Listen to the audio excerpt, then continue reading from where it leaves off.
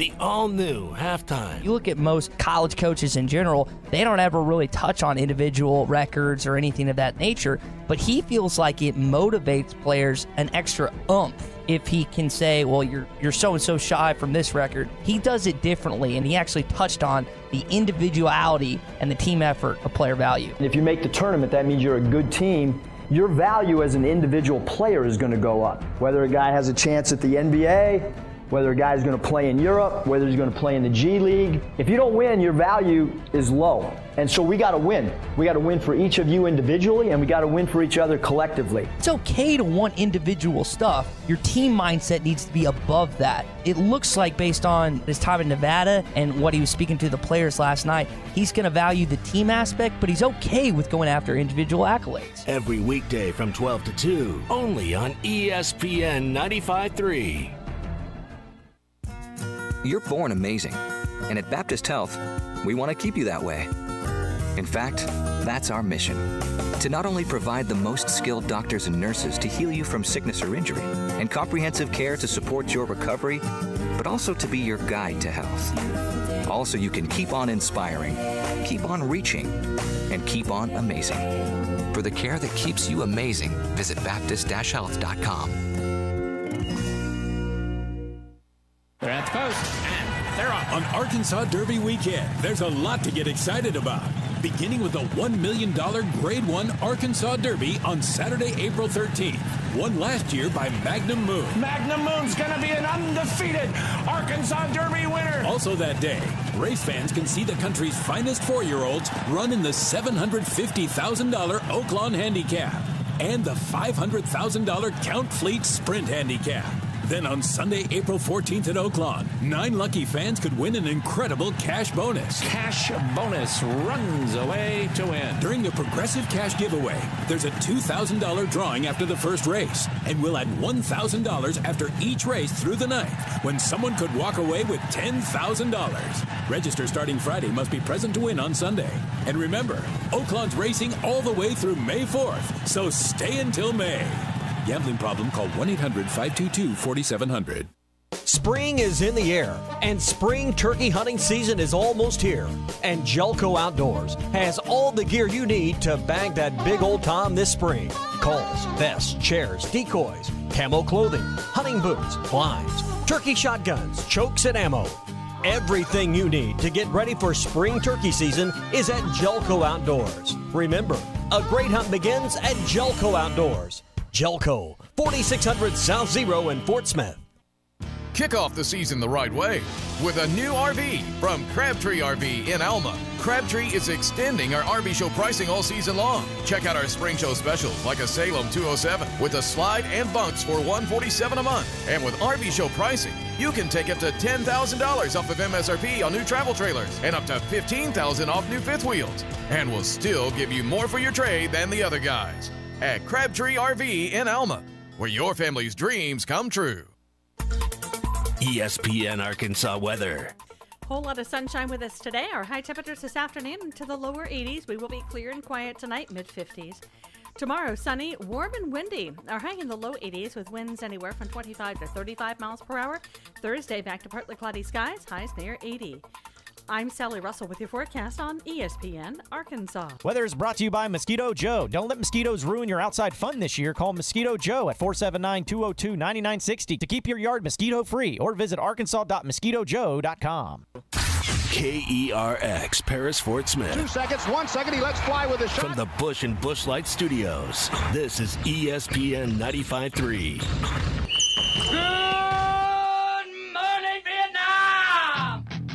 Broadcasting live from the Bud Light Studio. I love Arkansas. I love everything here. Give me that thing here.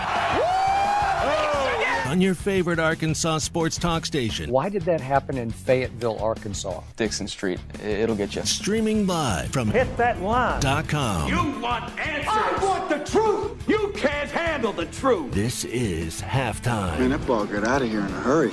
You know, anything travels that far, I ought to have a damn stewardess on it, don't you think? With Phil Elson. Phil, I think you do a spectacular job. And Tye Richardson. Tye, I love the way you talk, buddy. Pack your bags, load them up, gas the car, and raise that bright red flag to the skies 423 miles away, the Emerald City awaits. The Hogs are going to Omaha. But hold on, it's almost halftime.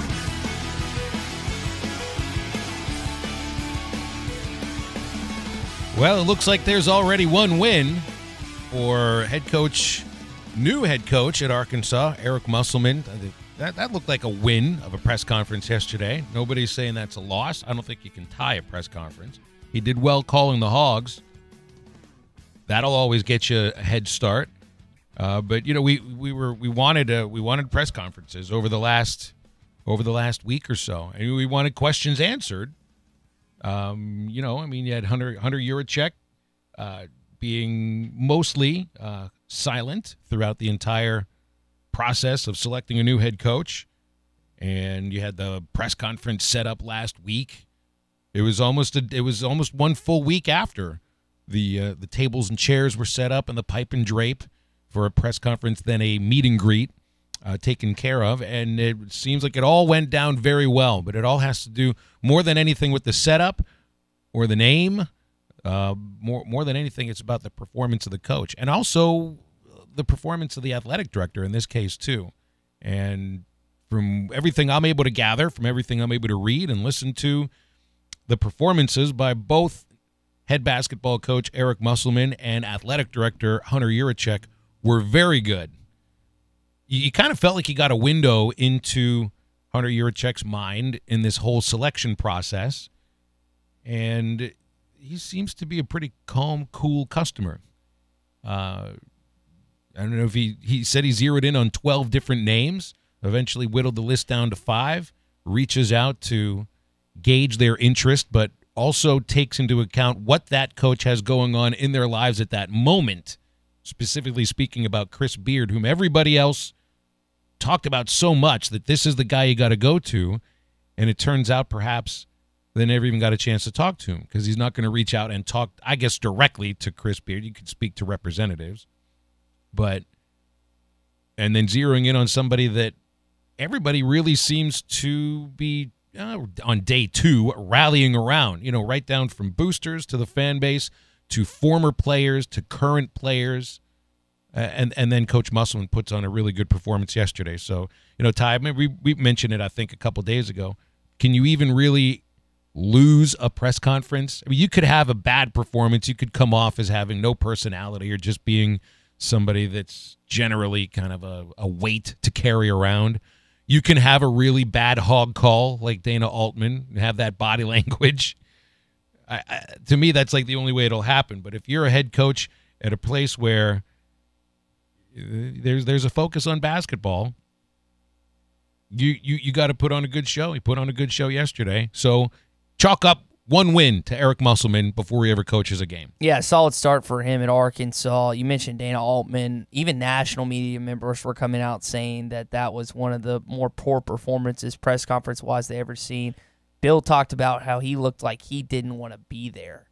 And it showed because less than 24 hours later, he was on a jet back to Creighton. And it's, like you mentioned, it's very hard to lose a press conference. You basically have to show no energy, just say outlandish things similar to what John L. Smith used to do at his time at Arkansas. Yeah. And there's like a script you can adhere to as far as these introductory press conferences. And exactly. And every coach is going to say somewhat of similar things, but you also get Eric Musselman looks like he's a pretty energetic guy. Seems like he's really a gym rat and really a guy who is into doing exactly what it is he's doing, is always been building up to this moment. I mean, he's got a huge coaching background with his dad, his late father. And you think about the different antics you've seen of him with social media. Social media has kind of blown up not only just getting news around, but now you feel like you know more about coaches, players, writers, broadcasters because of all this access you have on the internet and social media. And so you've seen these videos of Eric Musselman going berserk on the sidelines when he's at Nevada, and you think he's going to bring that same energy to the University of Arkansas.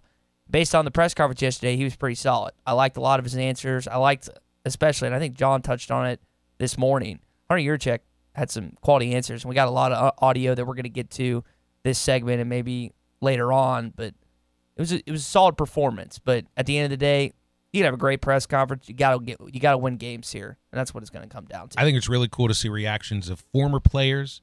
Dusty Hannas, Moses Kingsley, got players that were recruited by and coached by Mike Anderson.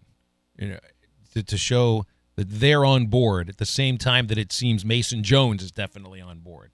And who knows about some of the other decisions that now these players have to make, and I'm sure they're not basing their decisions on first impressions of Eric Musselman. There are meetings to be had with each of these players and then kind of see what happens from there. But he also told them something that every team needs to hear. Honestly, no matter if it's true or not. I guess you got to be honest with your team, but at the same time, for a program that really was maybe 3 wins away from an NCAA tournament bid, or at least feeling confident that you're in the conversation. To tell them that this is a team, this is a group of talent that right now could make an NCAA tournament run, it's a good thing for that team to hear. I don't know how true it might really be, but I don't think he's filling them full of BS. It's pretty bold. It's a bold statement, but it's a good message to send to those players if you're trying to keep a lot of them around. I mean, our goal is to make the tournament, next season, and that should be our goal every single season. I mean, that's really how I feel, and I think that's how our players feel. I mean, they didn't flinch when we talked about it, and then later on, I got to kind of eat with them, and we talked more and more about how that can happen and what we have to do as a group between now and November. You know how coaches never use the phrase must-win games because if they go on to lose that game, there's a feeling of failure around the locker room. Right. Do you think there's a sense of failure next year if this team doesn't pull it together and get to an NCAA tournament, even though they returned 7 of their 9 leading scorers? Now you lost your NBA lottery pick, but do you think there'll be a sense of failure in that locker room come postseason next year if they aren't elevated to the NCAA tournament? Well, my guess is if you go into a season feeling that your expectations are to be there and you don't make it there, then yes, there's going to be a bit of a sense of failure. But also at the same time, there's going to be, and who knows, we're talking about whatever happens in 11 months. It's the expectation that right now I think is what people want to hear. Because what was part of our conversation over the last few months? What expectations do you have for this basketball program? And it's to be an NCAA tournament team every year. And it's being said right there to a group of players that just missed out on it. Again, I don't know if this collection of talent necessarily has what it takes to get there, but there are some building blocks. You're speaking to a group of players that aren't going to be fully intact when practice begins again. You've already lost Keyshawn Embry-Simpson. Who else is going to leave? There will be more than one player that are transferring out. There will be open scholarships, and there also is the fact that you still don't have the size and the strength that would be necessary to maybe make the run that he's talking about. But again, it's not a roster that he built right there in front of him. And with Eric Musselman's history, recruiting through junior college, now, I don't think that's necessarily what he's going to focus on at Arkansas, but in the short term, if you're talking about a tournament run next year, maybe that is what you're talking about. Here's Eric Musselman on the talent that Mike Anderson left him. Coach Anderson's done a great job accumulating talent, so many great young pieces. And, a lot of the guys just finished up their freshman year, and usually players make great leaps after their freshman year going into their sophomore season. And so 2 points on the talent on this roster. At one point yesterday, he said that there was more talent on this roster than the 2017 Nevada team that went to the Sweet 16, which is just a lie. Like, I watched that team in Nashville. There is not more talent on this roster currently than that team that came back from 22 down and beat Cincinnati. There's just not. Are you calling Muss already full of BS? There's a certain point in the coaching world that you pump smoke up people's rectum, and they'll just sort of nod and take it because it's a press conference that introduces him. Then if you kind of dissect it and actually go into it and look at it, and I literally watched this team beat Texas and beat Cincinnati and Nashville in the NCAA tournament. And it was 2018, not 2017, excuse me. So, I pretty good first-hand experience of what it's like with this guy. And I think I just saying that's a little too much. He also is under the impression, and I don't know if this is more coach speak or if he actually believes this, that there's not going to be another player that transfers off this roster. You seem, coming from the perspective today on a Tuesday, that there's going to be at least one or two other players that leave Arkansas. That just kind of, I mean, that's what we were expecting before the coaching change already went down. You know, and that's fair. That's fair. And it's a normal thing too. I mean, even with coaching staffs that stay intact, there's 2 transfers off each team each year. What's the turnover with Chad Morris now? Isn't it like 80 some odd players? Maybe is that way too high? I think that is high. I think we're more in the 30s. Okay, I don't know why I said 80. But still, there's been a lot of turnover in football. 80's way too. I'm sorry. It's been a long. You're day. talking about an entire team. Yeah. No, but I would anticipate at least another one. At least another. So, I mean, what are you playing with as far as available scholarships now? Yeah. You got 3 available, correct? Do the math. Daniel Gafford, Keyshawn Embry-Simpson. And then you're going to get Holmes' scholarship because he has Phillips after he transferred. That's what they get. But you'll get that. So you're working with 3 scholarships right now. Maybe there's another transfer out. 4. With the right, I don't know, with the right size, with the right grown man that you get from JUCO, perhaps. Maybe there's a little something to it then. Jeff Goodman at Watch Stadium put out a transfer list of a lot of different players. I think he listed it was like 500 players in the transfer portal already, and he made a condensed list of some of the better players that are on this list. 12 of them were considering Nevada. Now, I don't know how many of those players are transfer over to Arkansas, but if you look at his recruiting right now, he offered Kyrie Walker, who's that 5-star, and he was in Crystal Ball for 24/7 Sports, which I think is a very accurate measure of football or basketball where the kid ends up going, has it at 50% for Nevada. I think that's going to change to Arkansas based on Musselman coming over there. They're going to get those stats adjusted over at 24/7 Sports. He offered junior Dalen Terry. He's reaffirmed Moses Moody's offer to Arkansas, who's a kid that's from Arkansas. It's down there at, I think, Monteverde Academy down there. So, I mean, he's going after kids, and he stressed in the press conference yesterday because there's a lot of media curious about his style of recruiting.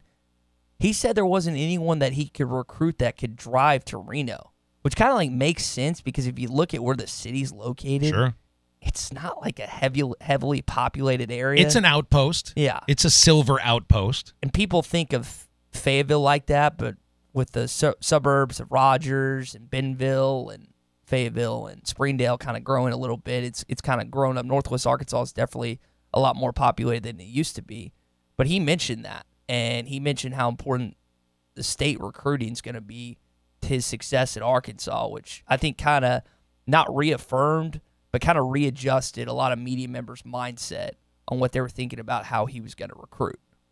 You know what I really love? He refers to the meet and greet with his players, and it all took place at Hunter Yurichek's house, which, I mean, I didn't realize that, but I mean, that's a real window into your athletic director when the official Razorback Twitter account, which, you know, has over 500,000 followers, is tweeting out video from his house, like from his living room, right there with the mantle behind Coach Musselman and the players sitting around. It's a very family-oriented setting, it seemed, from when he met the players for the first time. I mean, it almost felt like a fireside chat with President Roosevelt. That's generational gap. Well, I mean, that's a throwback, though. Well, that's more than just a throw. That's a throwback from the 40s or the 30s, even. You know, but I mean, it's how were those, by the way? The fireside chats. Yeah. They worked out really well. They were a little crackly on AM radio, but that's how you got them then. Okay, that was Twitter in 1936. I think that would just be so wild if President Donald Trump or former President Barack Obama or Bush had done like a radio, because you're just so used to flipping on the TV. Well, they still do. They used to do the radio addresses until I think maybe just a few years ago. Now it's the shows what I know. However many tweets get sent out now, which has just been But I just thought it was really cool that they did the meet and greet at Hunter Yurichek's house. They throwing some burgers on the grill, get some cold Pepsis, of course, because it ain't going to be Coke, and 21 means 21 and all that. But, throw some burgers and dogs on the grill, watch some WrestleMania, And we'll talk to your brand new head coach, to a bunch of players that even 3 or 4 of them were tweeting on the day that Mike Anderson was let go about how everybody was crying or is everybody happy now that y'all got what you wanted and we're crying. I just found it such an interesting turnaround because you could see, Gabe Osaboyan is nodding his head in agreement with what he's hearing from Eric Musselman. Khalil Garland sending out some pretty positive tweets about the direction of things. These were 2 of the guys that were openly not dismissive of the firing of Mike Anderson, but were venting their emotion on social media. So I feel like we got a window into Hunter Yurichek's thought process and how you handle this. And somebody's got to take themselves, be very... You got to withstand the bows and the arrows, the slings and the arrows when you are standing up in front of your student athletes and you got rid of the coach that they apparently believed in and were recruited by and loved. And he had a meeting with all of these players, and he'd referred to that, and I found this very, it felt refreshing. I allowed them to throw whatever daggers they wanted at me, quite candidly, in the locker room, and there were very few thrown. Obviously, those players all cared for Coach Anderson, and he was one of the reasons they were here at the University of Arkansas, so that change was tough. But what I can tell you is last week, if you went over to the basketball practice facility after the week off, most of those guys were in there working out. They were lifting weights. They were on the gun shooting. They were playing 5-on-5, and so I think that speaks volumes of, they want to be taken to the next level, and so they were preparing for the new coach. He mentioned those players coming out on social media being very angry with Arkansas fans after they felt like they had a major impact on Mike Anderson being fired, which I would say is just. I felt like it was very smart. I thought Hunter Yurichek, but I enjoyed both press conferences yesterday. I almost felt like there was more information that came from what Hunter Yurichek had to say than what Eric Musselman did. And that's not disqualifying what he said yesterday and some of his philosophies and what he would go into. I just thought we really haven't heard a lot from Hunter Yurichek since he's arrived at the University of Arkansas, his ideology when it comes to hiring coaches, how he goes about things on a day-to-day basis, and I felt like we got a lot from him, and I felt like that was warranted. Let the players say what they feel. Sometimes when you get things out in the open, you get things out of the chest, it's a lot better. Now, that's not always the case, but sometimes, and I think in this case, it's going to be really helpful with the transition between Mike Anderson and Eric Musselman. Hunter Yurichek obviously is not somebody who's just going to hide behind a desk and hide behind a title. And I think some in media were almost expecting that of him because he wasn't holding a press conference or answering their questions in the form or in the forum that they wanted or expected. But this is obviously somebody who's going to go about his business in his own way and still be held accountable when he's ready to be. You can't necessarily ambush somebody at a Board of Trustees meeting with a question that's ready-made for Twitter and expect to get the answer that you're looking for. And to be turned down respectfully, but repeatedly, I think that was the right thing to do. And eventually you're going to have those questions come in the setting that honestly is the best setting for these questions. And here's Hunter Yurichek on why he decided to make the change at head coach.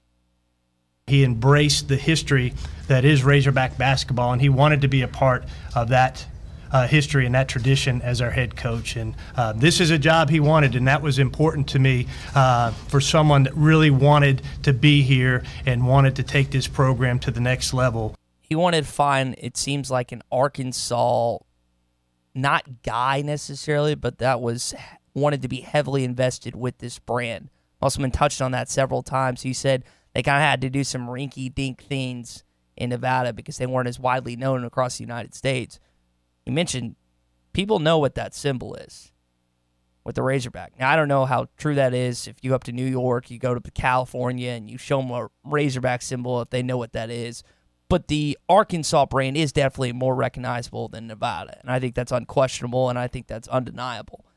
But it just seems like that was a featured part of the hiring process, that he wanted someone that really wanted to be here. When Tommy interviewed me a while back, I had an inkling to come back to Arkansas. I had another position that I was possibly going to interview for. It ended up not coming to fruition. And I told him that. I said, I want to be here. Now, I had never lived in Fort Smith, and I had never been in this kind of areas, like the living part, but I told him I wanted to be in Arkansas, and I think that also kind of played into me getting a job. And I feel like it would probably apply to you as well, that you wanted to do this show. You wanted to do a show dedicated to Arkansas sports because last few years, you've really come to know that that's an important part of the state, an important part of sports talk culture. Well, you're going to be interested in somebody who's interested in the things that you think are important. And it seems that Eric Musselman is very interested in winning a lot of basketball games at Arkansas. And he's got the history of player development. He's got the history of winning, and also was somebody that was primed for a big raise. Yeah. That also goes along with it, doesn't it? Now, that plays into it. What stood out to me the most, and it was like his opening statement, is the severity and the time and the impact of what happened after he fired Mike Anderson. And he started out his press conference with that. I'm going to play it for you. He called it the hardest thing he's had to do in an administrative position. I made probably the most difficult decision I've ever made professionally in letting Mike Anderson go. Mike Anderson is a great man. And I didn't think I needed to compound or shed any negative light on Mike Anderson by having a press conference after I let him go. I didn't see the point in that. The only thing that was going to come on that was negative things towards Mike and how he ran his program. I listened to his explanation. It made sense. Now, I'm argumentative a lot of times. I look at things and I try and look at ways where, hey, I'm coming from this perspective. I don't agree with you, blah, blah, blah. I listened to his opening statement. I thought he gave some pretty solid evidence based on why he didn't have a press conference, because he's right. He would also have to go into who are you looking at as the next head coach, which he doesn't want to disclose because he kept it tight-knit. He's going to get a lot of no-comment answers in that situation. And it would almost make it look worse. And that, to media, probably, especially print media, like Bob and Tom probably weren't too thrilled that he was not withholding information, but not divulging more of it. Yes, but then there are also the columnists that work for the same publications that are able to point to the idea that nobody's talking and that this person turned you down and this other person turned you down. And then they get to, write the narrative that maybe they're looking to write about it being, a clown search of a coaching search, which it turned out not to be the case. Yeah, based on what we've learned, it didn't look to be that case. So I don't have a problem with him not holding. I think I did a little bit at first, but his explanation kind of cleared up all the smoke and mirrors, and I'm okay with what he did and how the process played out.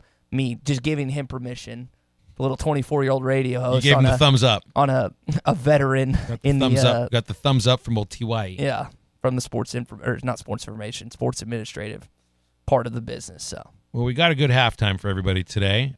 We flip-flopped our usual Tuesday 12:30 segment with Nikki Chavanel. She'll be joining us at 1:30. And Jimmy Dykes is coming up, bottom of this hour. ESPN analyst, former Arkansas women's basketball coach. And it'd be great to get Jimmy's opinions on Eric Musselman, on the championship game, on Virginia, and definitely with Sidney Moncrief's election to the Hall of Fame and Eddie Sutton's not being elected again. I think it'll be good to get Jimmy's takes on that too.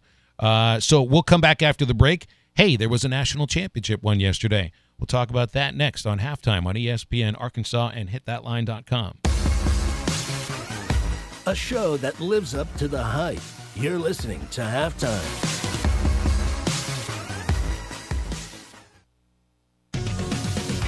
It's Southern Tire Mart Free Brake Inspection Tuesday.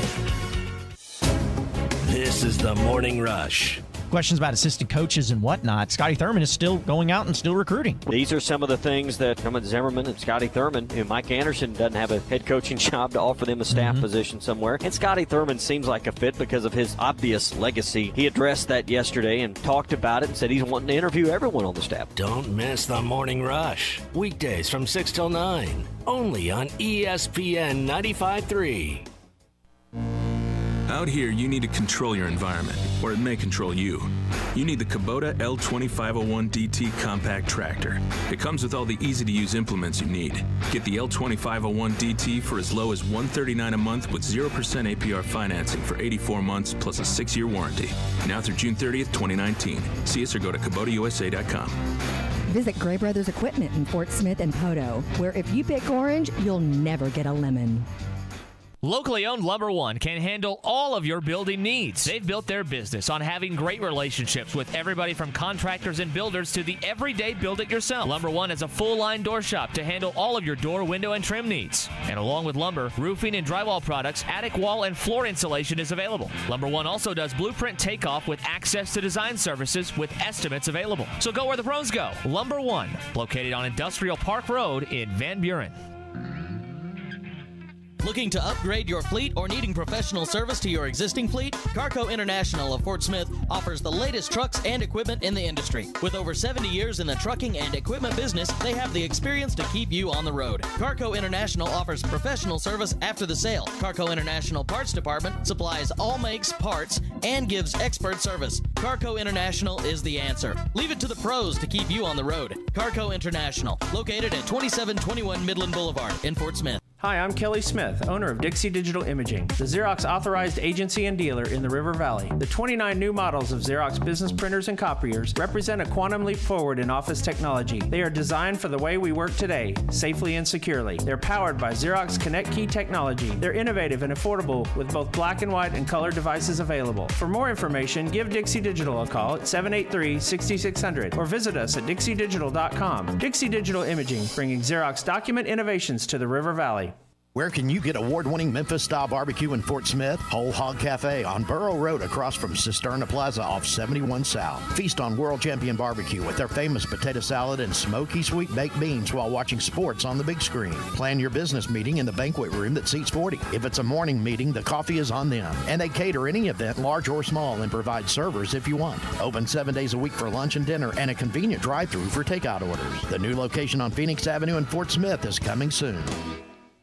ProCare Family Health with locations in Bonanza, Chaffee Crossing, and at their new location in Poto. 1103 Dewey Avenue in Poto is your primary care clinic, acting as a principal point of healthcare to patients of all ages. Their emphasis is to educate patients about their health and how to maintain it throughout their lifetime. They are devoted to the best research models so that their patients can get the highest standard of care. ProCare Family Health can assist with weight loss, testosterone injections, diabetes, and cortisone shots. ProCare Family Health, dedicating to meeting your healthcare needs.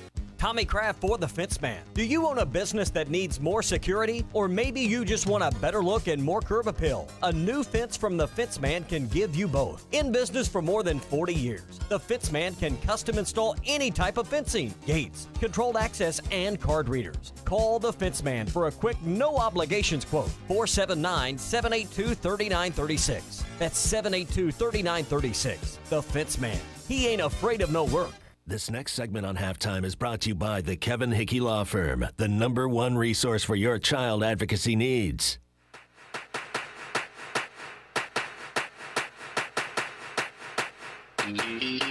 You're listening to Halftime with Phil Elson and Tye Richardson. 1-2 pitch. Open swings. Hard shot. Through the right side. Base hit. Washington to third. He gets the green light. And the throw. Not in time. Hogs win. The Razorbacks finish the sweep of Missouri. And that's how you do a Sunday at Baum Stadium. You want to see somebody's broken heart that has absolutely nothing to do with love or anything. Well, actually, it does have something to do with love. Our wonderful intern Tia came into the studio with a pizza, half a pizza, and here's Tye, the most pizza eatingest guy on earth, and he can't get a bite of it at all because there's just not enough for two. You look hungry. I ate already. I was just asking what it was. You are a bottomless pit. Yeah, that's true. You are a bottomless pit, especially when it comes to pizza. I thought about you after the doubleheader. Because what I sent you. Does your lovely lady know that? I was at Waffle House. Okay. It's because I think of you when I go to Waffle House now. And then after Waffle House, it was after the rain out. I sat there eating pizza in the lobby with John Thomas and thinking, I'm just picking the cheese off of the top of this. I just wish you would have been around. I'd have given you all of my leftover pizza because you can just throw it down with the best of them. So Tommy and John have me doing some eating contests. You see that McDonald's picture that was making its way across the rounds, MLB opening day? There's like 4 double cheeseburgers, McChicken, chicken nuggets. They're having like an eating contest for McDonald's? So I'm either going to trying to kill ourselves? I mean, I'm going to do it, so I'll be okay. I'm 24. I got a lot of years left. You got plenty of calories to consume. Knock on wood. You are the calorie consumer. Yeah, and luckily my metabolism's still intact, but so I got a new challenge. It doesn't last forever, my friend. It doesn't. So, I mean, you look like your metabolism's doing okay. It's just because like I told you, the knees are starting to work again. I can run a little bit, but I just got to stop eating crap. There you go. And all the time I'm spending on the road, all these drives that I'm making back and forth to Fayetteville, as I'm going to Fayetteville for the baseball game tonight, which, by the way, we got tickets to give away later on during the show for Arkansas Oral Roberts. Going to be a gorgeous night. Look, there aren't any health food spots for me to stop on the way between Fayetteville and Little Rock. There just aren't. Somebody needs to open a place where I can just buy some Sprouts, please. Stop, buy some Sprouts. They're not a farmer's market on the way up? There's farmers markets on the smaller roads. That you're unwilling to take. I'm not going out of my way just for healthy eating. I would have been able to do that back in the day, but I'm not now. Hey, so much for a boring basketball game yesterday, right? It was incredible. The first half, you're kind of wondering if you're going to see the over-under. Well, I don't even remember what it was, but I felt like you're going into a game that's a race to 50, and I think it did turn out the team that got to 50 first won. But, wow, both teams started to get hot in the second half, seeing three-pointers going down, going to overtime, and it's the third most points that Virginia scored in a game this year. And an 85-77 win. It was a classic. Really, in the Final Four was a classic. I mean, you had a heartbreaking ending in one game. You had I don't know, the Texas Tech Michigan State game was good. It wasn't great. Auburn Virginia was great, and last night was great. That was a terrific championship game. So kudos to both teams. Obviously, though, Virginia is raising the banner. Highest scoring national championship game, I believe, in 19 years. Blake Lovell put out that stat, our friend at SoutheastHoops.com. What did I tell you yesterday before the game? I said it's going to come down to which of the NBA caliber players has a better game. Jarrett Culver kind of didn't do what people thought he would in that game last night. DeAndre Hunter, on the other end, had 27 points, hit the game-tying three, hit a clutch three in overtime, and was just incredible in the second half last night. And he outplayed him, and he outplayed Culver, and luckily Virginia was able to bolster his play into a national championship. And it turns out that a chalky tournament ends up with a champion that never even played for a championship before. So I thought it was great. It was really the first two rounds. There really weren't like great games except for what was it? Was it Duke? Who did Duke almost lose to in this? It wasn't the second round. I'm forgetting which game. There was one game out of the first two rounds that was really good. Yeah, Duke and UCF. That was the round of 30. That was the round of 32. Right, and then that was the best of the. And then from that point on, you had a bunch of great games. Mm-hmm. So it was a great tournament this year. Yeah, I enjoyed it. And again, it's not always about blue bloods. There's a lot of analysts and writers that weren't happy with the matchup, but I thought it delivered. Now we'll see what happens with the ratings when they come out. But in terms of the second half in OT. I know Virginia got the better of Texas Tech in OT, but I thought that second half was tremendous last night. Well, let's see what Jimmy Dykes thinks about the national championship game, plus what's going on with Arkansas basketball. We'll talk with ESPN analyst Jimmy Dykes next on ESPN Arkansas and hitthatline.com. No hidden agendas on this program. You're listening to Halftime. At Michelob Ultra, we know it's not just about how much you work out every day. It's about how much you work into every day, too. So we brew our beer for those who realize that expending calories should never come at the expense of spending time with friends. Those who understand that just because you work out doesn't mean you can't go out. And that's why we brew Michelob Ultra to have 95 calories, 2.6 carbs, and a crisp, clean taste. Michelob Ultra, brewed for those who live fit, live fun, live ultra. Enjoy responsibly. 2018 Michelob Ultra Light Beer, Anheuser-Busch, St. Louis, Missouri. 95 calories, 2.6 carbs, 0.6 grams of protein, and 0 grams fat for 12 ounces. Elite Roofing is a locally owned roofing contractor. If you're building a new home or maybe need a new roof on your existing home, Elite Roofing can take care of you. Elite Roofing is known for their dependability and reliability. Just ask any of their satisfied customers. They are licensed and insured, and references are available upon request. If you need a roof, call your local roofing contractors. Elite Roofing, 478-8668. That's 478-8668. Elite Roofing, 478-8668. For Auto Parts Park in Fort Smith combines over 90 years of family-owned experience with the best sales and service teams around. And at Ora Auto Park, every new vehicle comes with a lifetime engine warranty, free maintenance for 2 years, and free car washes for the life of the vehicle. The largest selection, the biggest discounts, and the best buying experience around. These are some of the reasons why you always score more with Ora Auto Park in Fort Smith. Stop in today, or they are always open online 24/7 at oraautopark.com. Colorworks Paint and Body in Barling has a new owner, Andy Herod, and he is ready to make your auto body repairs today. If you live in Barling, Central, Lavaca, or Charleston, Colorworks is your local auto body repair shop. Andy provides superior auto body repair and paint work in addition to working with your insurance company to make your claim as easy as possible. If you have a collision and need repairs, ask for Andy at Colorworks, 1206 4th Street in Barling across from CV's, or call 434-2639. Protect your plants from weeds the attractive way with green thumb colored mulch from Meadows Lumber True Value. Right now, get 5 bags for just $15 while supplies last. It acts as a natural weed barrier, manages soil temperature, and helps retain moisture, especially during drier seasons of the year. 2 cubic foot bags come in your choice of red, black, and brown and include a 12-month color guarantee. At this great bargain of the month price, why not stock up today at Meadows Lumber True Value with locations in Alma, Ozark, and Clarksville.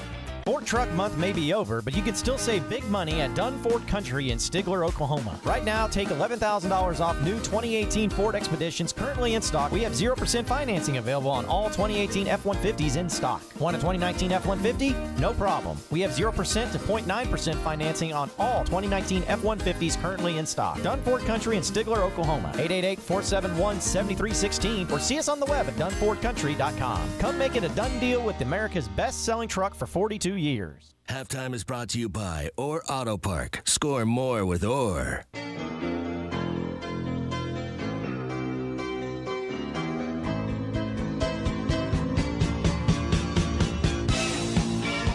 You're listening to Halftime with Phil Elson and Tye Richardson. Did Daniel Gabbard just go Euro step finger roll? Oh, no. You have got to be kidding me. That's an okie doke. Welcome back to Halftime on a beautiful Tuesday here across Arkansas. Let's go right to our hotline where ESPN analyst Jimmy Dykes is joining us, and a lot to get to with Jimmy. Jimmy, it's good to talk to you, man. How's it going? Phil, I'm great. This is baseball weather day for you, isn't it? You got that right. It's beautiful. Yeah, we do. That's right. It'd be a great night to just hang back at Baum Walker Stadium for a 6:30 first pitch. I'll definitely be there. Where are you these days? I just got home from the Final Four, and unlike everybody else that's involved in basketball for 5 months, I'm in my backyard digging up dead flowers.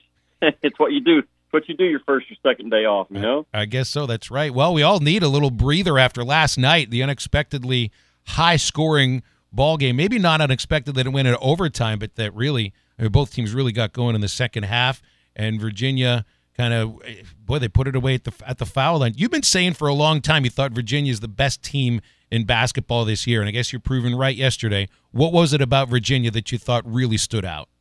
Well, I saw them in Atlantis back in November, and I just thought after looking at all those games during Feast Week on our area, all those the Maui Invitational and the NIT and all those things, and I saw them in person. I loved their size, their experience. They were a better version of themselves last year when they were number 1 seed and got knocked out, but they just proved to me with their offensive and defensive efficiency numbers all year, Phil. And I think I had 4 Virginia games this year, had them 3 times in ACC, that like they were the real deal, and that they didn't always wow you until you were a coach and tried to break them down and get ready to play them. But they're big, they're tough, they're really good, future pros. So I was happy for Tony, because what a great testament for resiliency and when life knocks you down, how to handle it. And he and his guys, he just faced it straight on, and they're really, really good. Like, it didn't surprise me at all that the teams that got there to the Final Four this year, they're all based on defense, and you just can't go but a certain length in college ball or high school or any level really unless you are grounded defensively. And all 4 of those teams were our last 3 or 4 national champions. That's how they're built. Both those teams last night, although they scored the ball well, points per possession and all that. They had to earn it because those two teams, they get after you defensively, and those are kind of teams that win championships. And that was a heck of a ball game. It could have gone either way. And like you said when you first asked me the question, the best team doesn't always win the NCAA tournament. But I thought the best team this year did, and that was Virginia. I always thought you learn a lot about teams when push comes to shove. Those last couple of minutes. And these last 3 games that Virginia won, it looked like they had to snatch victory from the jaws of defeat after they'd already given up a big lead against Auburn. It just, and maybe some fans thought they get lucky because of a couple of calls in the Auburn game, but you got to be good to be lucky, and you got to be really good to win the way that Auburn won these last 3 games, that Virginia won these last 3 games.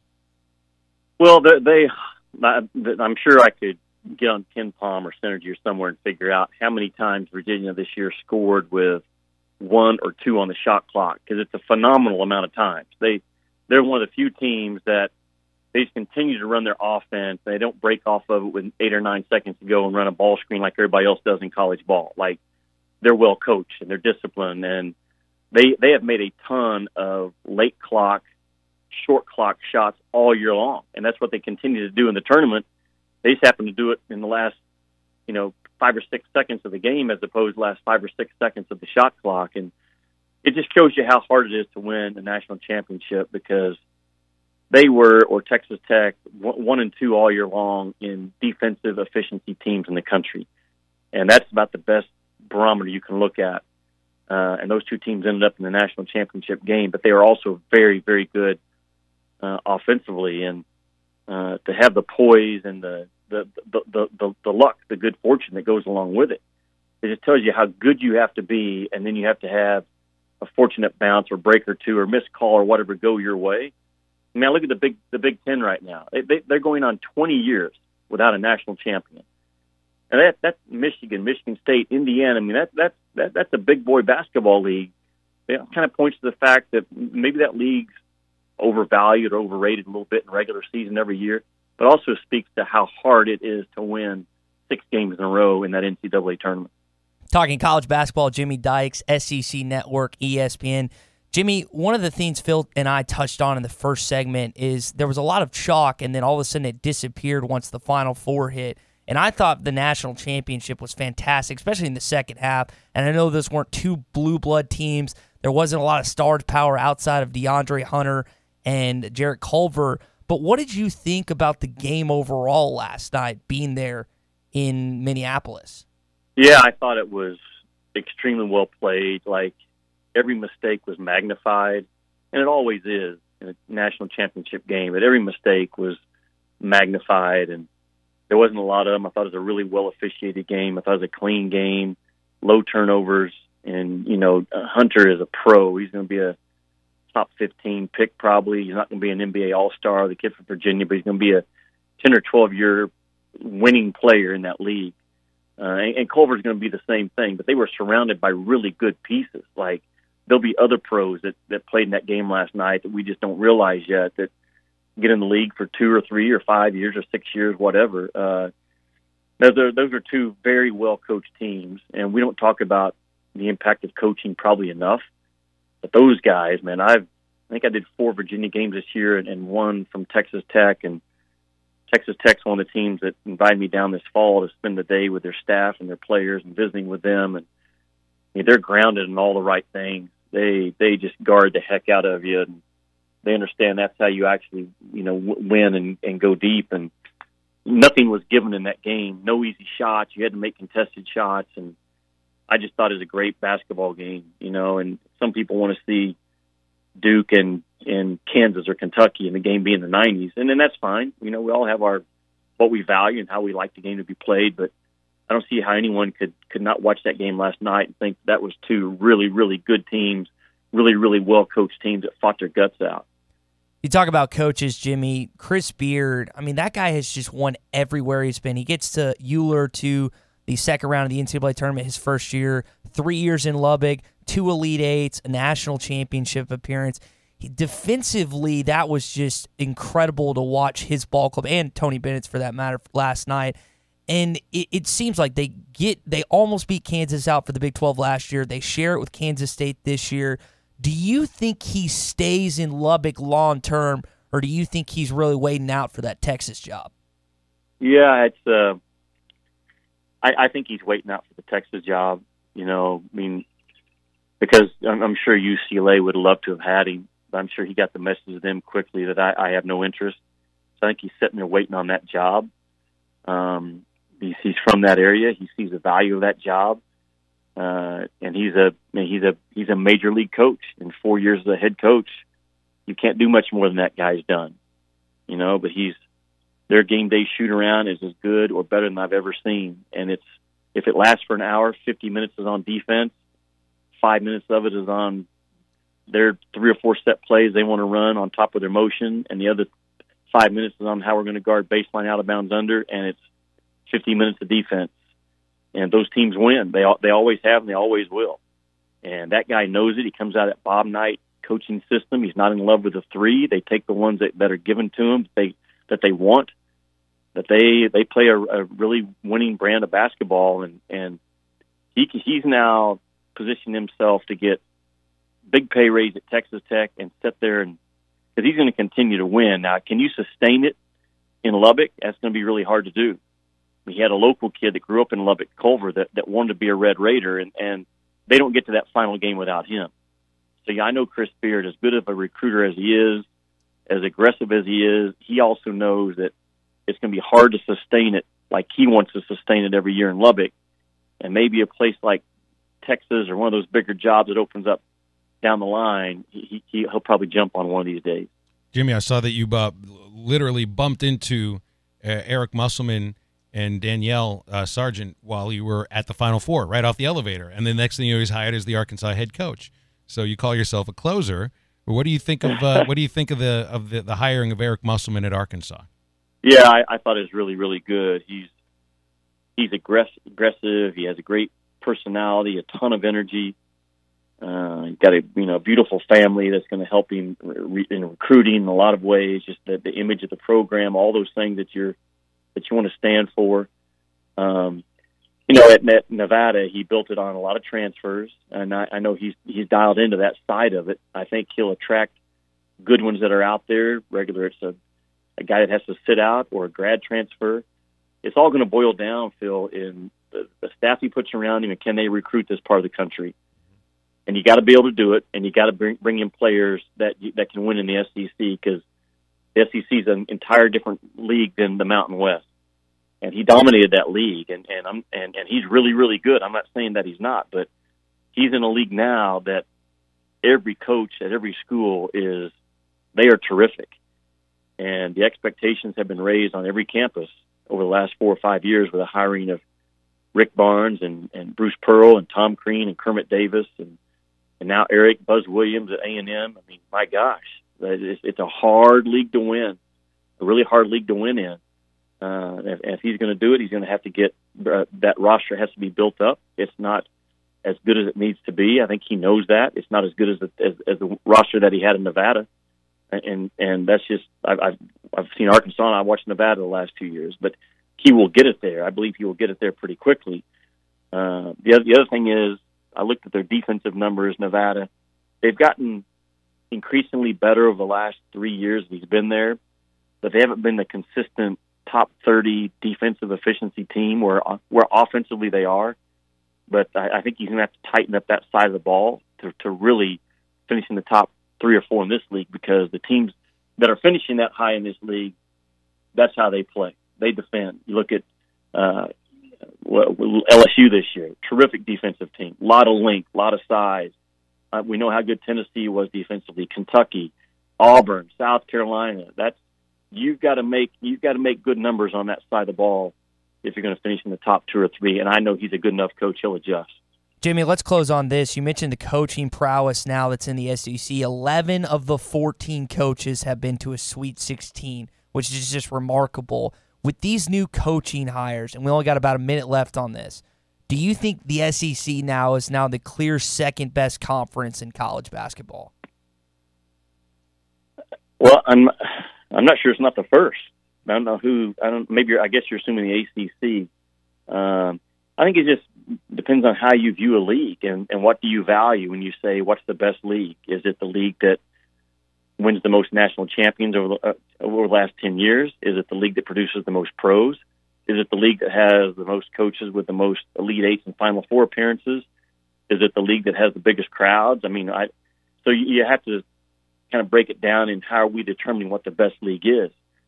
But you look at the bids that the SEC's had the last 2 years, the run to the Final Four by Auburn this year, the teams they put in the Elite Eight, the coaches that are there, the investment in facilities and all those things. Most people would probably say the ACC, the Big 12, the SEC, and the Big 10 in some order are the top four. But certainly the SEC has made up a lot of ground in the last 3 or 4 years. Because 3 or 4 years ago, the SEC was the 5th or 6th best league, and now we're talking about it being one of the top 2 or 3, and that's not easy to get to that level, but that's where they are. Jimmy, it's great talking with you. Enjoy some well-deserved time off, and good luck with the yard work today. Yeah, all right, Phil. Have fun with that baseball game tonight. It's a good team we got, huh? I think they're pretty good there. Last weekend at Auburn was a big series win, and I hope to see you at the ballpark. Okay, buddy. Stay in touch. You got it. That's Jimmy Dykes. Always fun talking basketball with him, or baseball, too. All right, we'll wrap up the first hour of halftime after the break. This is ESPN Arkansas and hitthatline.com. You're listening to Halftime with Phil Elson and Tye Richardson. Follow them on Twitter at Phil Elson PXP and at Tye Sports Radio. It's Southern Tire Mart Free Break Inspection Tuesday. Is your home at least 10 years old and served by OG&E? OG&E is offering Arkansas customers a free weatherization program to increase your comfort and lower your bills. A trained crew will perform an energy audit at no cost to you, and if your home qualifies, our crews will install measures that will save you money. The services provided through this program are absolutely free to qualifying homes. If you could benefit from free home weatherization improvements, call OG&E at 1-800-272-9741. That's 1-800-272-9741. Metal Mart offers high-quality prefabricated metal buildings, metal roofing, custom trim shop, carports, and more. They strive to be a company where contractors as well as do-it-yourselfers are welcome. Metal Mart assists you in calculating the materials needed to complete your project, all at a rate you can afford. Stop by 7320 Highway 271 South in Fort Smith or call 648-3342. You can also catch them online at metalmarts.com. Metal Mart, the right material for the right price. What matters most to your family can now cost less when you choose comfortable, reliable, and efficient natural gas heating, water heating, cooking, and clothes drying for your home. You make the right choice in today's environment. High-efficiency natural gas appliances can reduce your monthly costs. And right now, you can save even more with heating and water heating rebates from AOG. Visit AOGC.com today and get more comfort for less cost. Hi, I'm Lisa Hinton. You asked, and we listened. New financing options available now at Champ Hinton Enterprises. Can you believe payments starting at $150 a month? 5-minute credit approvals and 0 down with trade-ins. Come find out for yourself why we have been serving families in the River Valley for over 38 years with over 35,000 cars, trucks, and SUVs sold. We treat you like family. Champ Hinton Enterprises, I-540 at the Arcoma exit, or champhinton.com. If you needed major surgery, you probably wouldn't choose a doctor who's never been to medical school. So when your car needs major repairs after a collision, why would you take your car to a body shop that's never been trained? Evans Body Shop is among only 10% of collision repair businesses to meet the industry's highest training standards as a gold class shop. We know the latest repair techniques, how to find hidden damage, and how to repair your car's critical safety features so they work properly again. With the safety of your vehicle and your family at stake, choose trained repair professionals. Choose Evans Body Shop, where we meet the nicest people by accident. You know, a night out with friends can be so much more. Upgrade your evening at 906 Cocktail and Cigar Lounge on the Avenue. Rediscover life's simple pleasures. Dial back, slow down, and immerse yourself in what true relaxation can be. Top shelf wines and liquors, premium beers, world-class cigars, all in an atmosphere that feels less like a lounge and more like a destination. Sample, indulge, escape. 906 Cocktail and Cigar Lounge. Upgrade your night on the Avenue. Looking for a high-quality and affordable pre-owned vehicle? Hertz Car Sales offers a wide selection of high-quality cars, SUVs or trucks, amazing customer service, where you can buy direct and save on every car. With inventory arriving daily, why not make the short drive to 2810 Midland Boulevard? or give them a call at 783-1722. You can also check them out on the web at buyfromhertz.com. Trade-ins are always welcome. Stop by Hertz Car Sales today. You'll be glad you did. Advanced Mechanical Performance, your premier UTV, off-road, truck, and Jeep repair facility. Whether it's a lift kit, an oil change, or a complete makeover of your machine, go see Cody and the gang at AMP and get it right the first time. These guys know what they're doing and are doing what they know. Advanced Mechanical Performance, 3201 Wheeler Avenue in Fort Smith. Call them today at 434-4161. This next segment on Halftime is brought to you by the Kevin Hickey Law Firm, the #1 resource for your child advocacy needs.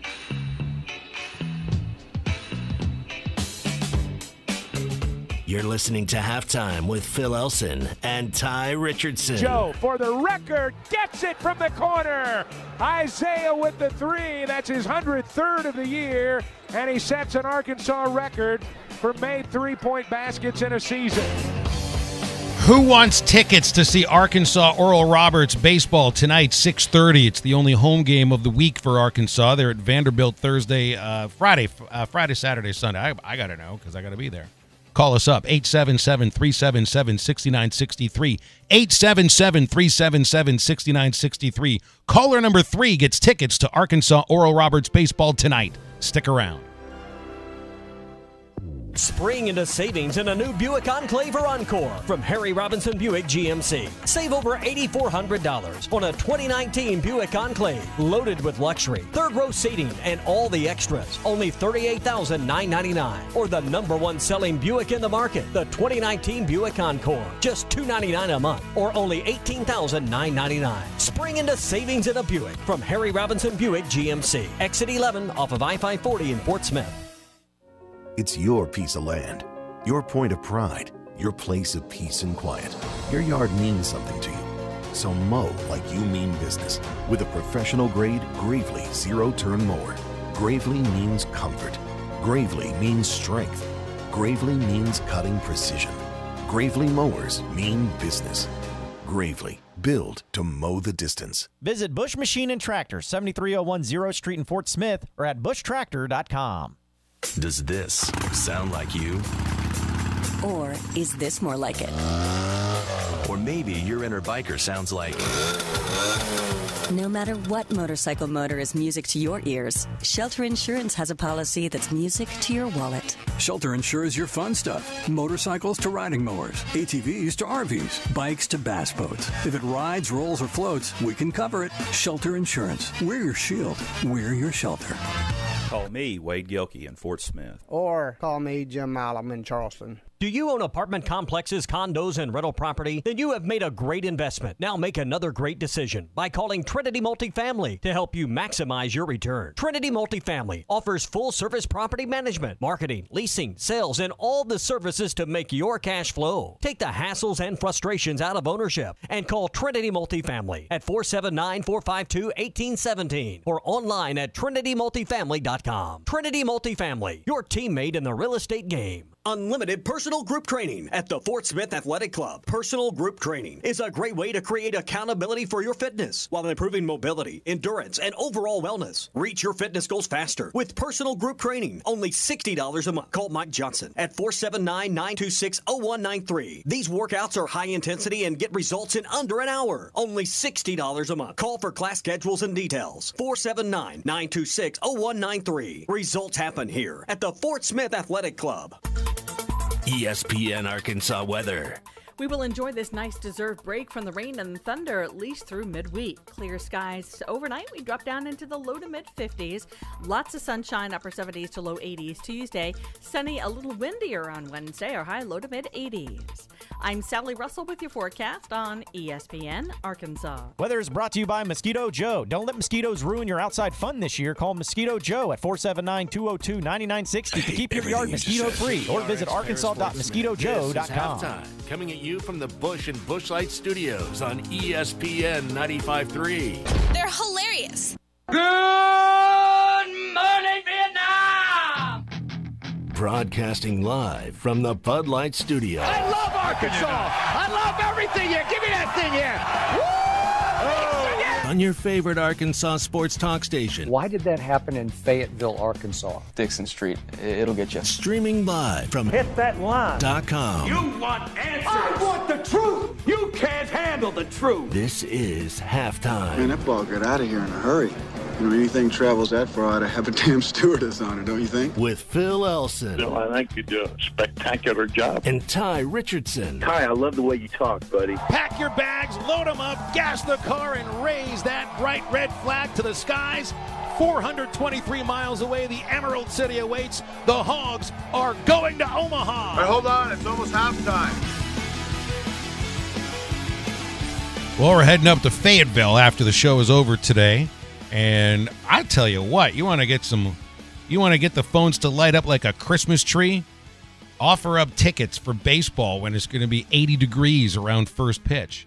So this is literally, Ty, the first game of the year where I could wear shorts and get away with it. Do it. I can't wear shorts at the basketball games, and there are days where I wish I could because they turn the heat up so high at Bud Walton Arena. Now, I wonder if that'll change with Eric Musselman as the head coach now, because that was always kind of a Nolan Richardson thing that Mike Anderson brought to. They'd always have the temperature all the way up to like 80 degrees at Bud Walton Arena. So you'd show up, it'd be like 35 degrees outside, and you feel like you want to strip down to just your underwear and a T-shirt and do the game, but you can't do that in a basketball arena. It's like Red Auerbach in the 1984 finals when they played the Lakers, and the air conditioning was, air quotes around, broke. They just turned the heat up. So yeah, that was a thing they used to do back in the day, which Arkansas players were used to it, but a lot of the opposing players that came in were not. So it hurt them, their performance. Well, I don't think anybody would be used to me showing up doing a game in shorts at Bud Walton. At Baum Walker or Omaha or Hoover, sure, you can get away with that stuff at baseball broadcasts, unless you're on TV, and nobody's, I'm not on TV. Good thing too, which I guess is probably the first. This is a good way to slide into the DMs of Get Off My Lawn. Did you hear me? I said get off my lawn now. Old man, my ass. Perhaps I could be of some assistance. You're on Facebook, huh? Well, I've been trying to figure it out. I joined about 10 minutes ago. Well, better late than never. Get off my lawn. So I like to give you a little window into my personal life sometimes. I've told you about some things happening in life. We're, kind of friendly on this show.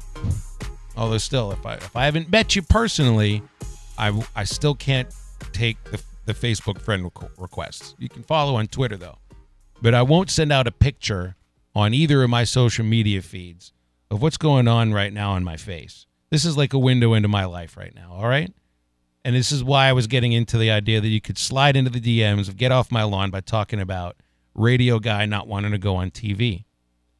I don't know if I'd be able to make it on a television broadcast today, because even though the cameras for 90% of the game is on the field and on the players and coaches and umpires, the talent, the so-called talent, has to at least go on camera for the pregame show, for moments, postgame, that kind of stuff.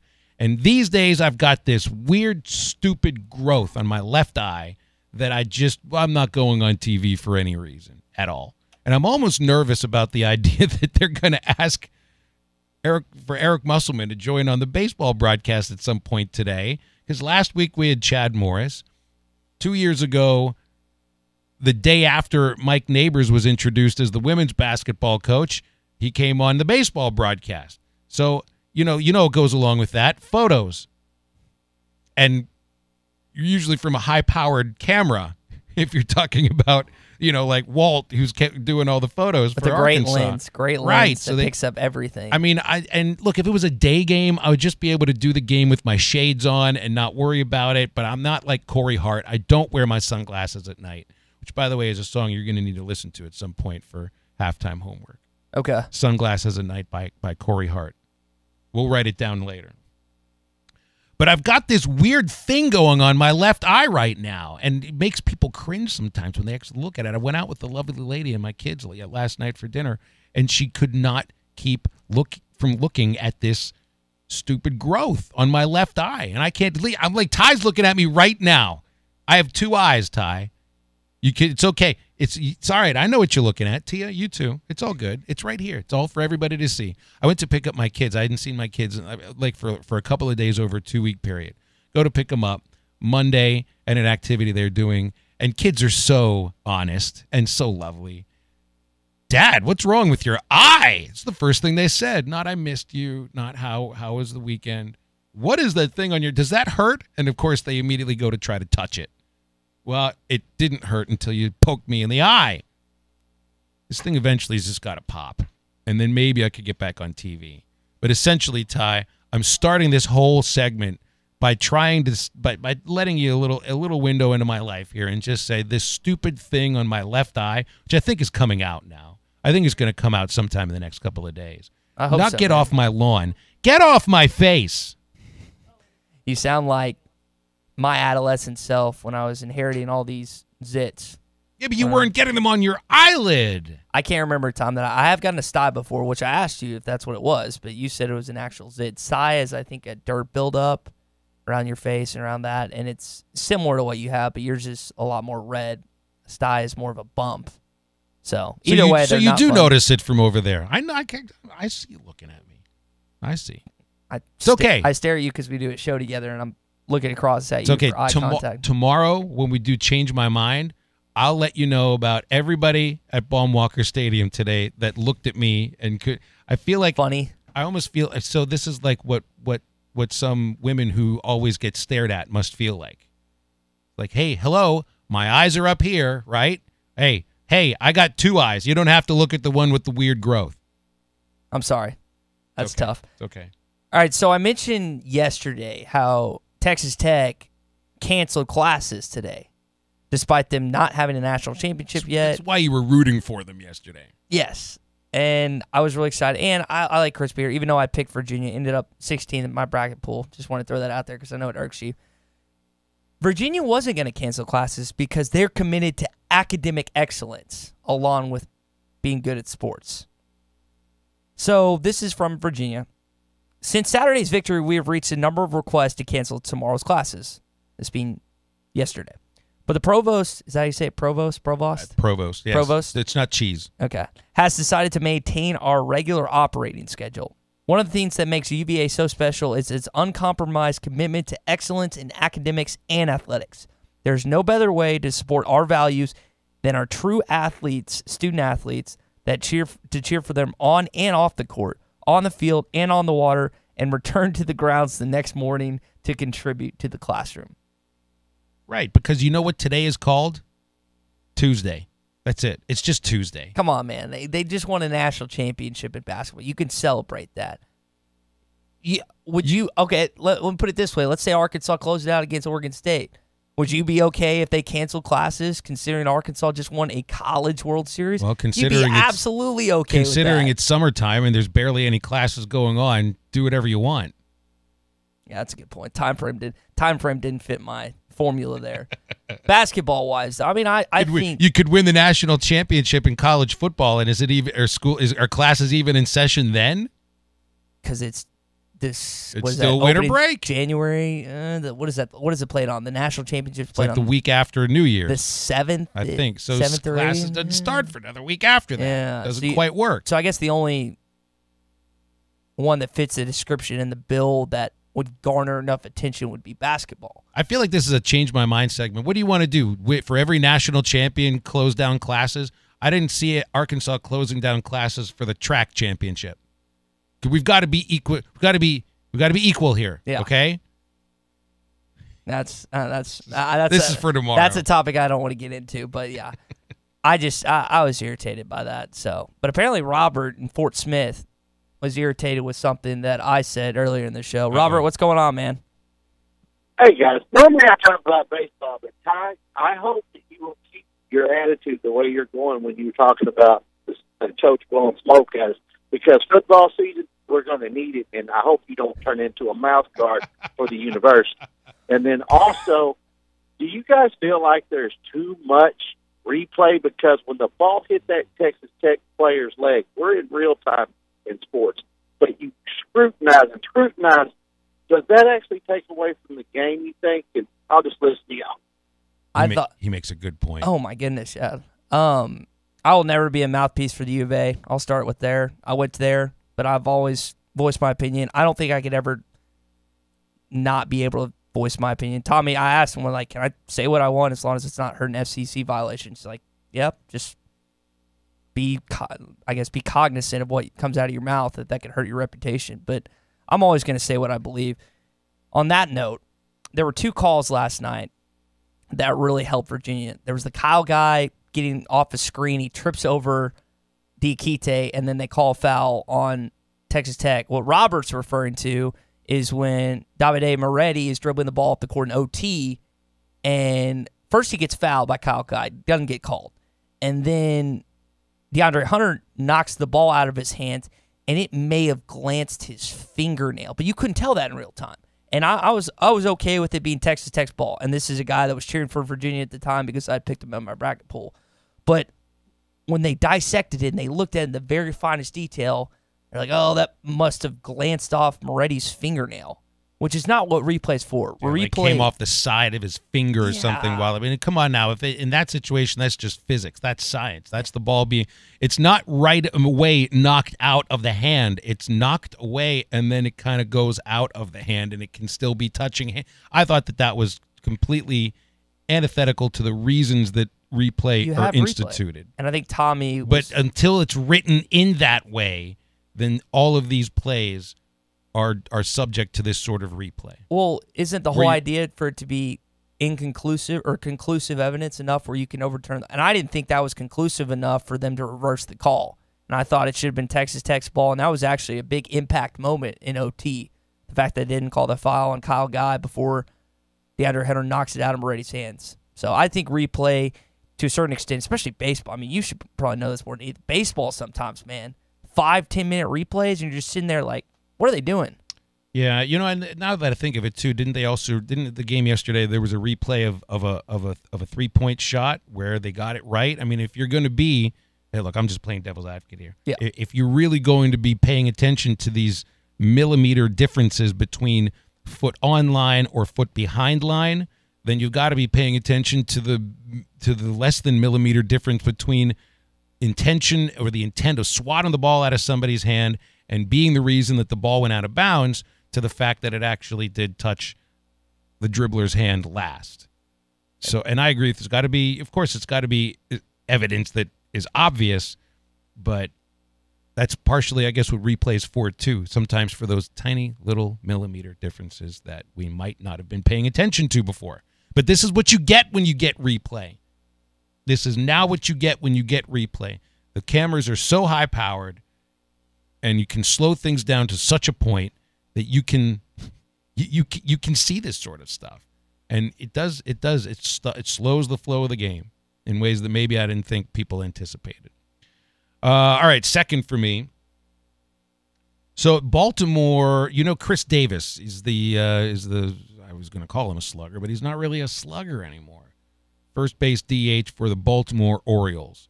This is a guy that 3 years ago hit 38 home runs, struck out a league record 219 times, but still made contact hard enough to hit 38 home runs. The year before, he hit 47 home runs with a 262 batting average. This is a guy that one year hit 286 with 53 home runs for the Baltimore Orioles. 3 years ago, signed a 5-year contract, paying him an average of over $23 million, and it's amazing what has happened to Chris Davis. He ended last year on an 0 for 21 slide. He has started this year 0 for 28. He does not have a base hit yet, and the season is about a week and a half old. He is now combined 0 for his last 49, and that is the longest hitless slide in the history of Major League Baseball. This is a guy who's making $23 million this year. Can you relegate him? Can you afford to do that? He can be put to AAA. He can. But then you're paying a AAA player $23 million. There's something that has to have happened to this hitter, to Chris Davis. And it's been going on for a couple of years because last season he hit in the 160s and was an everyday player and had an historically bad season. But to see such a precipitous fall for somebody that is, he's really not that old. He's 33 years old. For first baseman, that's practically the prime of your career if you're going to be a DH. And he can't even make contact. Through these 49 at-bats in a row without a hit, he has struck out 29 times. And I feel for the guy. You know, I mean, sure, he's making $23 million, but playing for a dead last place team, Baltimore, know you're going out there every day because they can't afford to send you to AAA. And I just imagine that somebody's got to get him in front of a sports psychologist and see what's going on here, because you just don't forget at the age of 33 how to hit a baseball completely. It's the idea. There's the idea sometimes of pitchers that just completely forget how to be able to throw a ball to the plate. And this has happened with Rick Ankiel, with a number of other pitchers. But for a hitter to just completely forget how to hit a baseball, I don't know. It's got to be something up with him.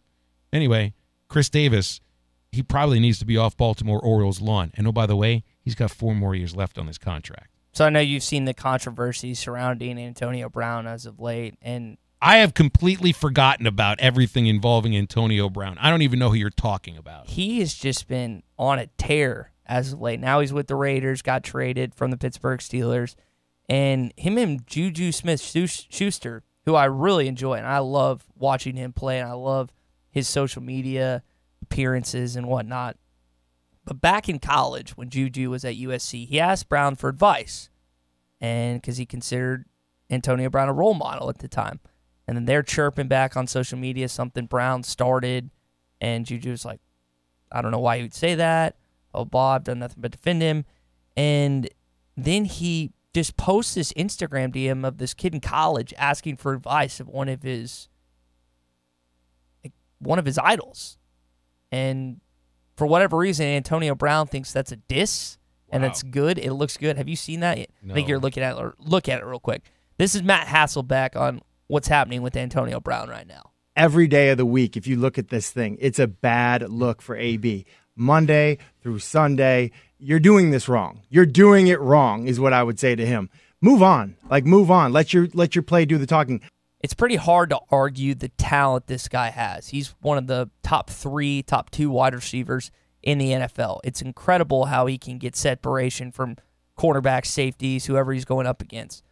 But he hurts the locker room a lot of times. It seemed like that way in Pittsburgh and even early on in Oakland. We'll see how it translates with Gruden as coach and how he gets meshed with Carr. But I don't see any reason why you do that. And I don't understand why you think that's a good thing, helping your brand. All you're doing is making yourself look worse. Well, I think he's almost attaching himself to the whole Raiders brand and being a bad boy. But there's also something to be said, I think, about players who, I mean, Brown was a 5th-round pick. He was overlooked, and a lot of athletes that feel like they've been overlooked their entire career, even when you are universally regarded now as one of maybe the best 3 or 4 receivers in the game and a potential Hall of Famer. You still have that chip on your shoulder. It doesn't go away. It doesn't go away, but it also comes up in spots where it's not necessary. Fighting with former teammates on social media and never going to be somebody who would back down. Look like you think you're doing the right thing for your brand. It's a bad look, but obviously Antonio Brown doesn't care about what the look is. It's about him, whatever makes him feel good. And when he is sending that tweet out, when he is answering these questions, he must feel good releasing the demons inside of him. Whatever, man. I agree. All right, here's my last. You know what's going to have to get off all of our lawn? The fastest 40 hashtag. It's gone. There's no way you can keep it. You can't keep the brand of fastest 40. That was a Nolan thing. And hey, there's going to be a new brand on the court next year, and it's going to be Nolan Richardson's autograph with the name of the floor right there. But I just don't see Eric Musselman coming in. And I don't know. I mean, he's a guy that's got a big social media presence. I don't know what sort of branding he's into, but every coach comes with a new slogan, that turns into a hashtag. And I don't think that Mike Anderson would have come up with, hey, we're going to put hashtag fastest 40 on the court. But it's got to be gone.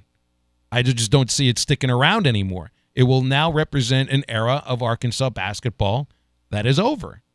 And I don't know what the next hashtag will be, but hashtag fastest40, it's probably off of all of our lawns. Speaking of Nolan Richardson, if you haven't gotten a chance to meet him yet, National Park College is hosting him Tuesday, April 30th at 6 p.m. in the Kettle, which is National Park's gym. You can buy a ticket for $40 and includes dinner. Again, this is one of the greatest coaches in Arkansas history, probably only second to John McDonald, when he's the only one that's won a national championship that is undisputed in the three major sports. You can purchase these tickets online at mp.edu/athletics. Proceeds from this event will support Nighthawk Athletics. Again, register for your chance to meet Nolan Richardson at National Park College. Again, the dinner is $40 and it includes dinner. You can purchase them online at mp.edu/athletics. All right, we will give a little preview into Arkansas Oral Roberts baseball. That's later tonight, but we get you the preview next on ESPN Arkansas and hitthatline.com. Shooters shoot. You're listening to Halftime. What it's doing to me ain't a secret. It's Southern Tire Mart Free Brake Inspection Tuesday. This is the Morning Rush. Questions about assistant coaches and whatnot. Scotty Thurman is still going out and still recruiting. These are some of the things that Herman Zimmerman and Scotty Thurman, and Mike Anderson doesn't have a head coaching job to offer them a staff position somewhere. And Scotty Thurman seems like a fit because of his obvious legacy. He addressed that yesterday and talked about it and said he's wanting to interview everyone on the staff. Don't miss the Morning Rush. Weekdays from 6 till 9. Only on ESPN 95.3. You're born amazing. And at Baptist Health, we want to keep you that way. In fact, that's our mission. To not only provide the most skilled doctors and nurses to heal you from sickness or injury, and comprehensive care to support your recovery, but also to be your guide to health. Also, you can keep on inspiring, keep on reaching, and keep on amazing. For the care that keeps you amazing, visit Baptist-Health.com.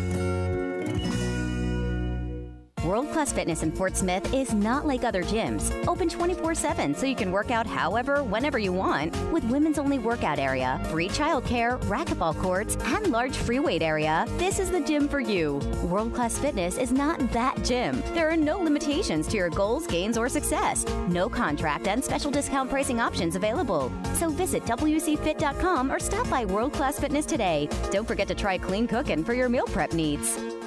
This is Mark Hurst. How important is new technology? That's a question I was recently asked by a student at a career day presentation at a local school. At Hurst Family Dental Care, we use new technology like digital x-rays, an iTero scanner instead of those messy impressions, and an Invisalign outcome simulator which can show you within minutes how Invisalign can straighten your teeth. Give us a call at 474-1972 and let us show you how new technology makes a difference in the way we are able to care for you. Hurst Family Dental Care, a name you know and a name you can trust. Chalupas, tamales, and refried beans. The freshest tortillas that you'll ever eat. Authentic, delicious, we all can agree. It's the real taste of Mexican food. Juan's Mexican Restaurant is bringing the food and drink specials to you. In April, it's 2 for $20. Choose any 2 entrees, drinks, plus get up to 2 margaritas for just $2.99. It's 2 for $20. Monday through Friday, 6 p to close, and all day Saturday. Juan's Mexican Restaurant, 3121 Towson Avenue. With Michelin Pilot tires, you can do it all and look good doing it. Because ultra-precise steering and outstanding cornering power are bound to get noticed. And when you get a $70 reward card after submission with purchase of 4 new select Michelin tires from March 20th to April 18th, you'll look pretty smart too. Looks pretty great, doesn't it? Get Michelin tires from Southern Tire Mart, 9700 Highway 271 South at I-540 in Fort Smith. See michelinman.com/promo for details. Offer expires 4/18/2019. Void where prohibited.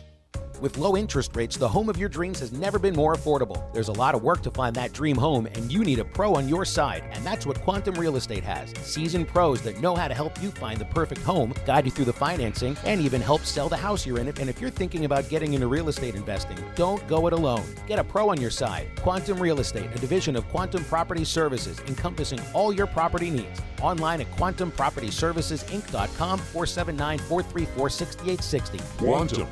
If you have experience transporting frozen and refrigerated goods and want to be part of a trucking family with insurance and be home every week, you need to contact Brent Higgins Trucking. Since 1997, Brent Higgins Trucking in Mulberry has been proudly delivering to and from various areas of the United States, including but not limited to Oklahoma, Texas, Louisiana, and Mississippi. Brent Higgins Trucking, where you're a name, not a number. Call them at 479-997-2366 or log on to BrentHigginsTrucking.com.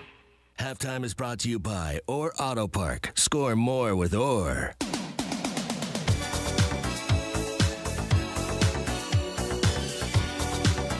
You're listening to Halftime with Phil Elson and Tye Richardson. Let him get away with it all.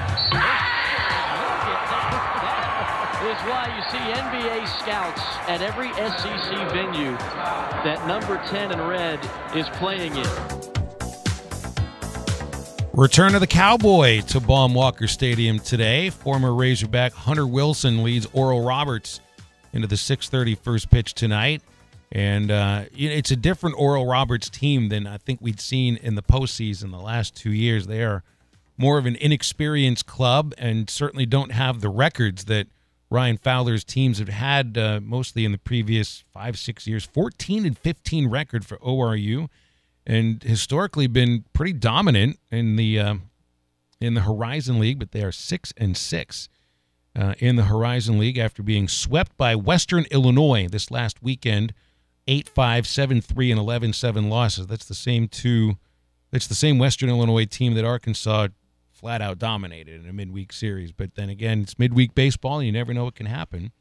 But we do know that Hunter Wilson will probably be batting.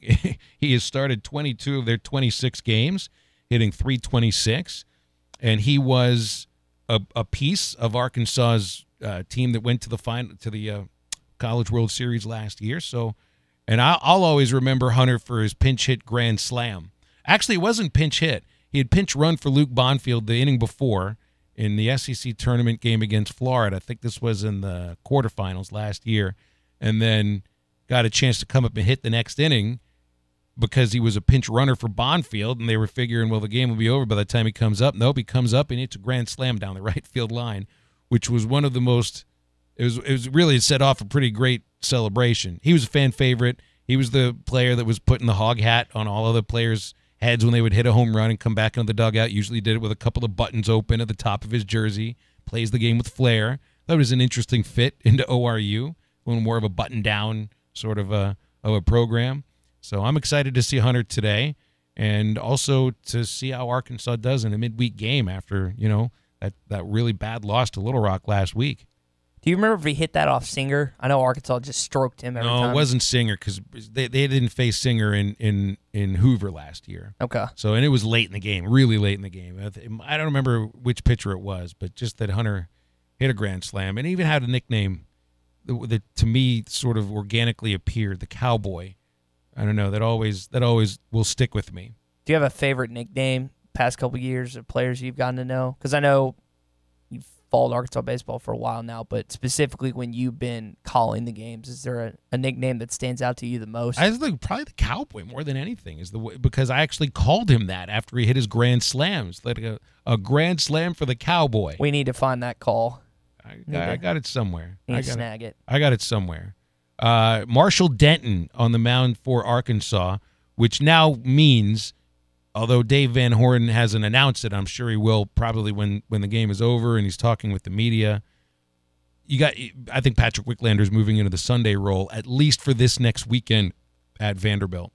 Otherwise, he'd been the Tuesday starter. Now, he threw his 5 innings Saturday. So Sunday, Monday is just 2 days of rest. Probably wouldn't be ready to pitch on Tuesday anyway. But the way that I'm looking forward, and I'm just projecting, playing pitching coach for a moment, with the way Cody Scroggins pitched in relief and the fact that he was able to pitch back-to-back days, he can now fill the role that Jacob Kostichak was supposed to fill before his elbow became inflamed. How long is he out again? Now, he missed last week at Auburn. He traveled with the team, though, and he's going to travel to Nashville this weekend, but probably not be available to pitch. But the fact that he's traveling with the team and is rehabbing while he's not pitching, says that they're hoping to get him back. And Dave told me he doesn't expect that he'll be ready for Vanderbilt, but they would like to see if they can target him for next week against Mississippi State. So in between, you can have a guy like Scroggins, who really, to me, always profiled more as a reliever anyway. And he did well as a starter, don't get me wrong, and he still might have that role. But you need that bridge in the bullpen, someone who's been reliable, that might just come out, throw strikes, and have the sort of overpowering stuff to get you out of a jam if it's the 6th or 7th inning and you don't want to bring Matt Cronin in that early. And that's because you might feel more confident now with Patrick Wicklander after he throws 5 scoreless as a starter Saturday at Auburn. Was that Lowski last year? Would that be the guy that you would identify as that player? Probably so. Yes, more of the and the thing about last year's bullpen that is a little different from now. Lowski and Jake Reindl both could go 3 innings if you needed. And in fact, I remember Jake pitching 7 innings in relief. And I remember Lowski pitching 5 innings in relief. So they could give you at times starters innings as a reliever. Cole Ramage can do that for you sometimes. The vulture. But there isn't another pitcher to do that. And I'm not saying that Cody would give you those starters innings out of the bullpen. I'm saying that he can. You might need. I think the idea was Jacob Kostichuk can pitch twice on a weekend. So can Matt Cronin. Now Cody's shown he's ready to do that. Did that at Auburn. If Wicklander can give you something approaching like what you got Saturday at Auburn, he doesn't have to throw 5 scoreless, but give 5 good innings and let the bullpen take it from there. I think that's what you see this weekend. And I think it's a good thing for this bullpen, because maybe then you get Wicklander a chance to get more confidence against SEC teams. This is a freshman who has really good stuff. And I think if Arkansas this year is to get where they'd like to go, to Omaha, and maybe as far as last year, if not beyond, they needed somebody, a newcomer, to step up and pitch. And I think Wicklander showed that he's got that capability of doing that. I think Connor Nolan at times has shown the same thing. So it was definitely